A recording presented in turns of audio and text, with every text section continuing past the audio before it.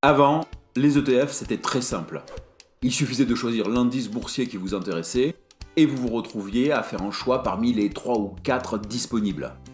Oui mais voilà, avec le temps, la croissance du nombre de trackers est devenue exponentielle. Pour vous donner une idée, le premier tracker apparaît en 1990.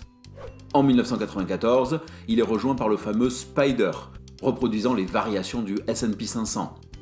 En 2008, on en comptait 1500 dans le monde et 4000 en 2012. Aujourd'hui, chaque jour voit la création d'un nouvel ETF. Du coup, on fait comment pour choisir ? Eh bien, on regarde 1, 2, 3 richesses. Parce que dans cet épisode, vous allez voir les 4 grands critères qui vous permettront de sélectionner facilement vos ETF. Et si vraiment vous vous retrouvez avec plusieurs trackers que vous n'arriviez pas à départager, en fin de vidéo, je vous donne le seul indicateur vous permettant de choisir le meilleur d'entre eux. C'est pas beau tout ça ? Bon bah du coup, on y va. Allez, on y va.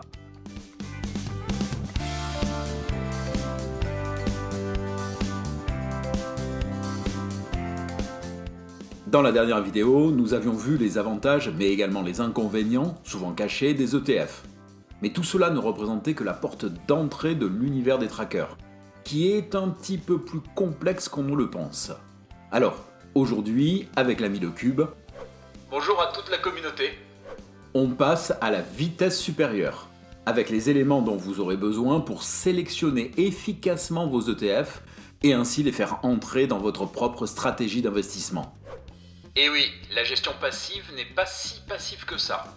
Mais globalement, une fois que vous aurez fait ce travail amont, vous n'aurez quasiment plus à vous préoccuper de la suite. Alors que la gestion active demande un travail beaucoup plus régulier, mais pas pour les mêmes résultats. Bref, un ETF, comment ça marche ? D'abord, il y a un indice, permettant de mesurer la performance d'un secteur ou d'un marché. Cet indice est composé de sociétés répondant aux critères précis de ce que l'on veut mesurer avec l'indice. Par exemple, les 500 plus grosses capitalisations boursières pour l'indice S&P 500, les principales sociétés de 26 pays à économie émergente pour le MSCI marché émergent, ou encore les 100 sociétés à la pointe de l'égalité des sexes pour le Global Gender Equality. Il y en a pour tous les goûts.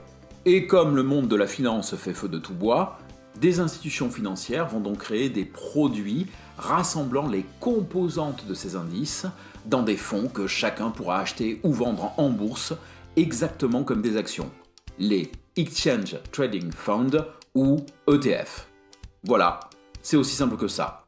Enfin, quand je dis simple, le problème c'est que certains ETF présentent désormais des caractéristiques beaucoup plus complexes pour un épargnant peu averti. Il est donc important de savoir ce qu'il y a dans le tracker que l'on veut acheter et de comprendre comment il fonctionne. Mais avant ça, n'oubliez pas de vous abonner et d'activer les notifications. Déjà, pour soutenir la chaîne, et ensuite parce que les épisodes s'enchaînent pour vous apprendre à investir étape par étape. Alors en vous abonnant, vous n'en manquerez pas un seul. Les critères à prendre en compte pour choisir vos ETF sont placés ici non pas dans un ordre que vous devez suivre, mais plutôt en termes de complexité. Donc, on commence avec quelque chose de très basique, la politique de distribution. Globalement, il n'existe que 2 façons de gagner de l'argent en investissant.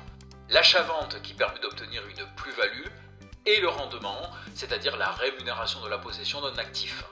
La combinaison des deux est la rentabilité.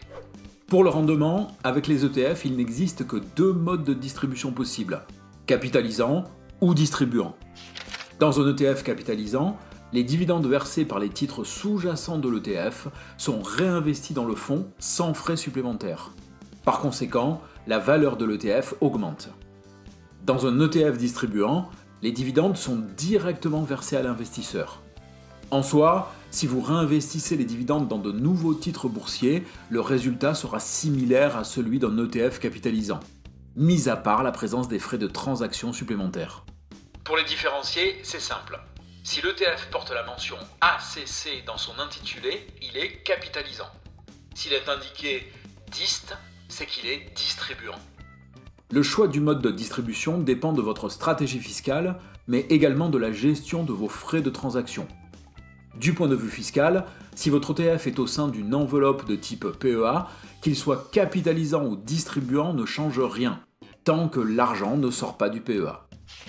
Si votre ETF se trouve dans un compte titre ordinaire, pour éviter une partie de la fiscalité, le mieux est de privilégier les ETF capitalisants.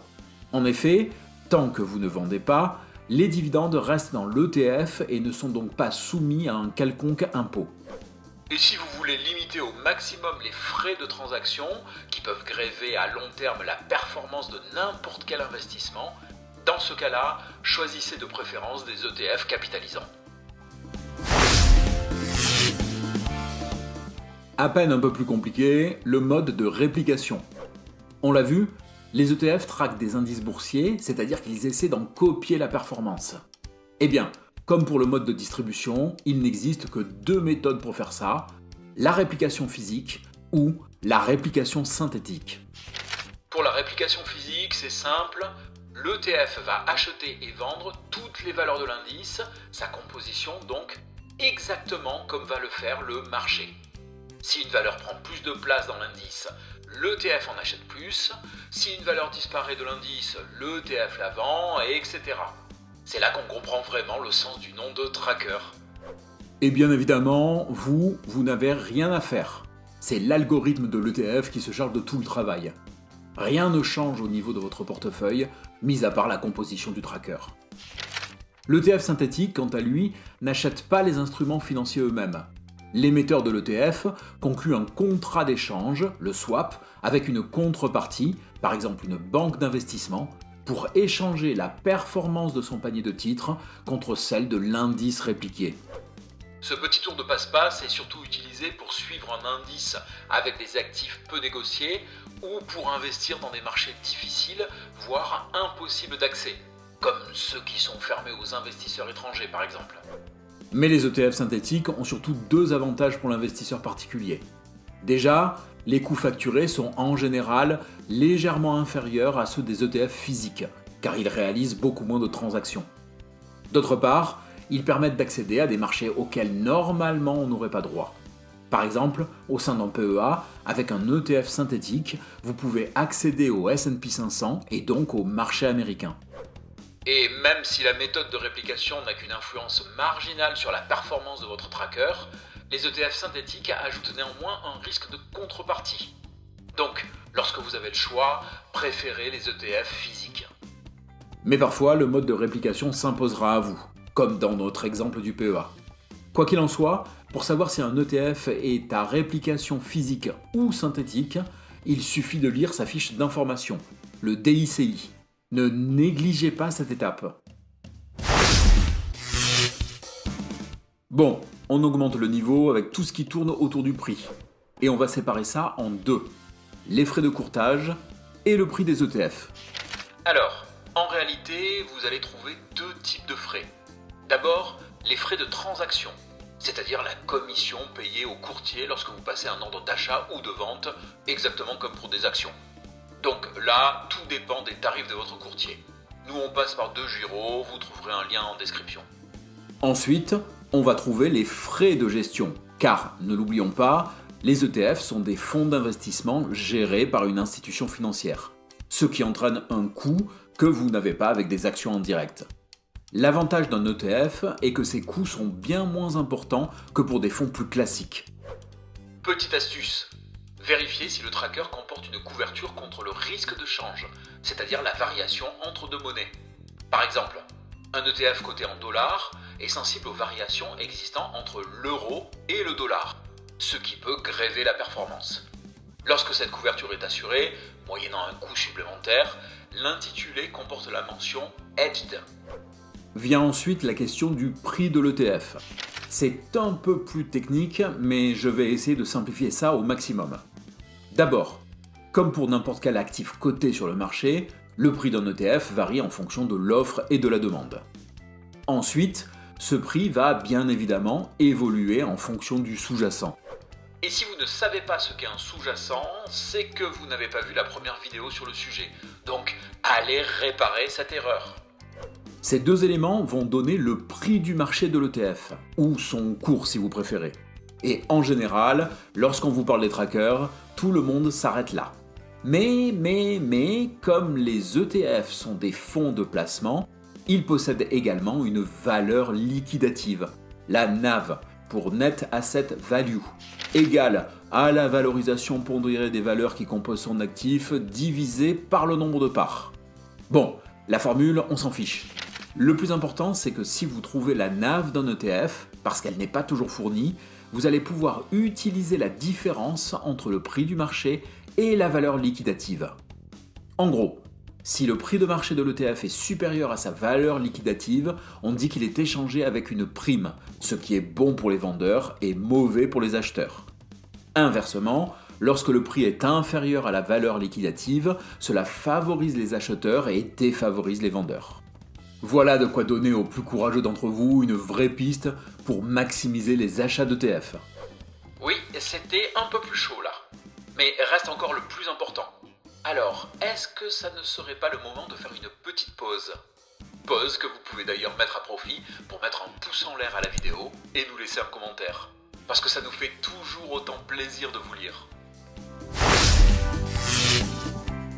Le dernier critère, avant de voir l'indicateur vous permettant de choisir le meilleur ETF, n'est pas en soi le plus compliqué. Par contre, c'est celui qui offre l'éventail le plus large.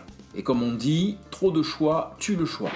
En d'autres termes, le choix de l'indice que vous allez suivre dépend essentiellement de ce que vous voulez faire, de votre objectif et de votre stratégie. Mais pour vous aider, le plus simple est de comprendre la classification des trackers en commençant par la différenciation des produits eux-mêmes, rassemblés dans la catégorie des ETP, pour Exchange Traded Products. Au sein de cet ensemble, on trouve les ETF proprement dits, c'est-à-dire tous les fonds indiciels cotés. Puis les ETN ou Exchange Traded Notes, tous les fonds de type obligataire qui s'intéressent au marché des titres de dette. Ensuite, vous avez les ETC ou Exchange Traded Commodities qui suivent les marchés de matières premières. Enfin, vous pouvez ajouter les ETI ou Exchange Traded Instruments qui regroupent tout un ensemble de produits dérivés comme les warrants, les contrats à terme, les options ou les certificats. Et cette première petite classification va vous permettre de délimiter votre choix. Pour ajouter une plus grande précision, on peut se tourner vers la classification Euronext, avec les trackers sur indices de marché, ce sont les grands classiques qui suivent passivement les indices les plus connus. On va y retrouver les indices actions, mais aussi obligataires. C'est dans cet ensemble que sont placés les ETF dits thématiques, sectoriels, voire même sous-sectoriels. Mais vous pouvez également suivre les indices géographiques, soit par grande zone, Eurostoxx pour l'Europe, soit par pays, S&P 500 pour les États-Unis, ou plus généraux comme les Worlds, les ETF Monde. Attention cependant avec les ETF Monde. D'une part parce qu'ils se limitent souvent aux pays développés, d'autre part car ils surpondèrent généralement les États-Unis, ce qui les rend finalement moins diversifiés qu'on le pense. Ensuite, les trackers sur indices de stratégie. L'objectif est ici de répliquer les performances obtenues en misant sur les valeurs de croissance de marché ou en adoptant une approche value, ou encore en misant sur les valeurs de rendement ou les petites capitalisations. Dans la classification Euronext, on retrouvera aussi les trackers sur indices de matières premières. Leur évolution étant parfois assez déroutante, mieux vaut être un investisseur averti avant de s'aventurer dans leur domaine. Enfin, on finira avec les ETF dits actifs, qui visent à apporter, en plus de la réplication d'un indice, une performance supérieure. Donc certains profitent des phases de hausse, utilisent des effets de levier ou évoluent à l'inverse de la bourse. Avis aux amateurs de sensations fortes. Dans tous les cas, il est possible de monter des portefeuilles avec des stratégies complexes en jouant à la fois sur des pays mais aussi sur des produits différents. Vous pouvez également mixer avec des choix de pondération. Capi pondéré lorsque le poids de chaque valeur est proportionnel à sa capitalisation boursière, ou équipondéré avec un poids identique pour chaque titre. Sachant qu'il semblerait que les équipondérations sur des indices classiques obtiendraient de meilleures performances. Et une fois que vous avez fait votre choix dans cette galaxie de possibilités, reste à regarder l'indicateur vous permettant de prendre le meilleur ETF. Alors, soyons clairs, l'indicateur présenté ici n'est pas le seul vous permettant d'analyser un ETF. Par contre, il est le plus pratique pour départager plusieurs trackers avec des critères proches. Et si vous êtes intéressé par une autre vidéo sur les indicateurs spécifiques aux ETF, eh bien, dites-nous-le en commentaire. Cet indicateur est tout simplement la Tracking Difference, ou différence de suivi, qui mesure l'écart entre la performance de l'ETF et la performance de l'indice. Ce qui est somme toute assez logique. Un ETF essayant de répliquer un indice, la différence de suivi permet donc de vérifier dans quelle mesure le tracker réussit à réaliser cette copie. On trouve en général cette information dans le DICI, que nous avons déjà mentionné, c'est-à-dire le document d'information clé de l'investisseur qui est obligatoirement fourni pour tout produit financier. Mais si l'indicateur n'est pas noté, il est très facile à calculer, puisqu'il suffit de soustraire sur la même période donnée le rendement de l'ETF au rendement de l'indice. Si le résultat est négatif, cela signifie que l'ETF a surperformé l'indice, ce qui peut effectivement arriver. Si le résultat est positif, l'ETF n'a pas battu l'indice sur la période considérée. Parfois, vous trouverez la formule inversée, rendement de l'ETF moins rendement de l'indice. Dans ce cas-là, inversez la logique. Mais le plus important est l'écart existant avec l'indice lui-même. Donc, si vous hésitez entre plusieurs ETF, choisissez celui qui sera le plus proche de votre indice de référence. En tout cas, dans la prochaine vidéo, nous verrons à partir de ces différents critères comment bâtir un portefeuille complet à base d'ETF. Mais si vous êtes impatient de commencer, vous pouvez d'ores et déjà aller voir cette vidéo, où l'on crée sous vos yeux un portefeuille monde étape par étape. Merci d'avoir suivi ce contenu jusqu'à sa fin. Bien évidemment, vous pouvez nous faire part de vos remarques et questions dans les commentaires. Mais n'oubliez pas non plus de liker et partager la vidéo pour aider à sa diffusion. Pour soutenir notre travail et la chaîne, n'oubliez pas de vous abonner. Et comme vous abonner ne sert à rien si vous ne regardez pas les vidéos, activez bien les notifications pour être prévenu dès la parution d'un nouvel épisode. Et on se dit à bientôt dans une nouvelle vidéo ? On dit ça ? Allez, on dit ça.